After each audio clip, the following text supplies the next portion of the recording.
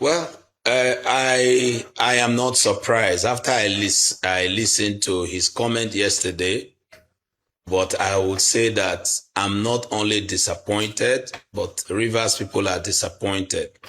Many of us have seen this earlier in the days of the emergency rule, and my position was clear even on this very station that Governor FUBARA going into a negotiation with Wike and returning to say that there is a reconciliation and that he has handed over things back to his wild godfather was a surrender. But the pain in what the governor did yesterday is the deceit, the long-term deceit, which he has deceived not just his supporters, but the people of Rivers State. You and I, we are aware that sometimes in December 2023, Governor FUBARA has led Rivers people to a House of Assembly that was demolished on the account of insinuations that he was to be impeached.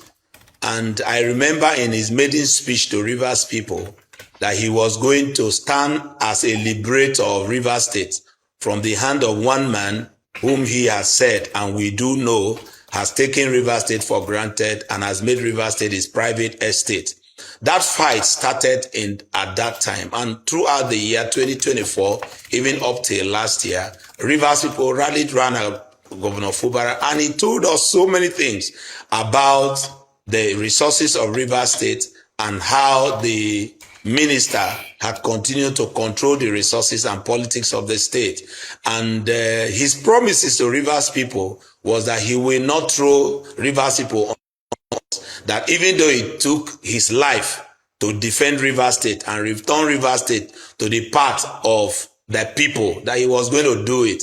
But this is the same man coming to tell probably a few of his supporters that has hung on that, oh, I've gone back to my family, and now you can find your way if you are not comfortable with my decision.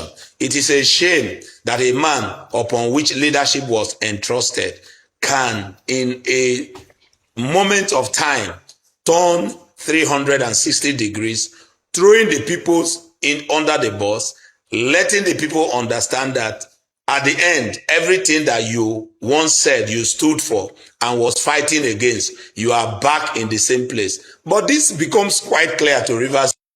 We've said that this leadership was not a leadership midwiped by the people, and therefore the Rivers people must have an option at this time to see that our state is not just liberated from the hands of this man, but we must sit in Rivers State, decide. Of course, some months ago, his Minister Wike has said he is the one to decide who will become the governor of Rivers State, and that whoever he decides becomes the person.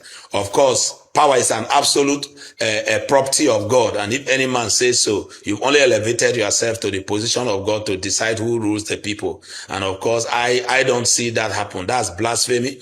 But Rivers people must sit up, because if we do not, and we begin to support characters like that of the sitting governor, who can say something yesterday, rail out people to war.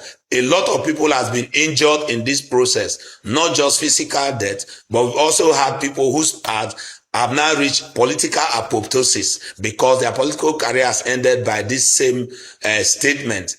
If the governor himself has no place to go because he has lost his leadership capacity, he's only a governor, he's no longer a leader. A leader is the man that has followers. A leader is the one going somewhere and people are joining him to where he's going to. A leader is the man that has vision and purpose that the people believe in and they are working with. He has lost everything he thought he ever believed in, and so he does not have Rivers people, and Rivers people must sit to decide their own way forward, the path that they must follow. And this is the time, and I'm thanking God that he's coming out to at the right time to say this.